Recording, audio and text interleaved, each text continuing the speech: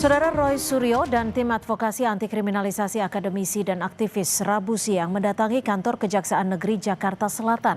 Kedatangannya untuk meminta Kejaksaan Negeri mengeksekusi Sylvester Matutina karena sudah memiliki kekuatan hukum tetap dalam kasus fitnah sejak 2019. Rabu siang, Saudara Roy Suryo dan tim advokasi anti kriminalisasi akademisi dan aktivis menyerahkan surat permohonan eksekusi terhadap Ketua Umum Solidaritas Merah Putih Sylvester Matutina ke kantor Kejari Jaksel.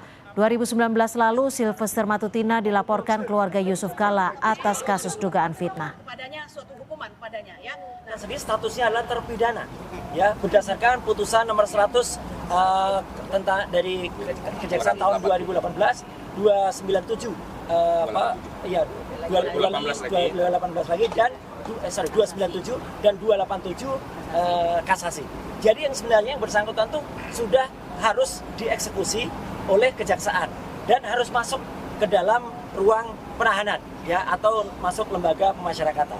Jadi ini yang kami mohon kepada Kejaksaan Negeri Jakarta Selatan untuk melaksanakan eksekusi. Dan saudara, hingga sore ini kami juga sudah mencoba untuk meminta keterangan langsung dari Sylvester Matutina terkait tudingan yang diberikan Roy Suryo. Sejauh ini Sylvester belum memberikan jawaban soal langkah Roy Suryo. Di sisi lain, Saudara Presiden ke-7 RI Joko Widodo menyatakan tidak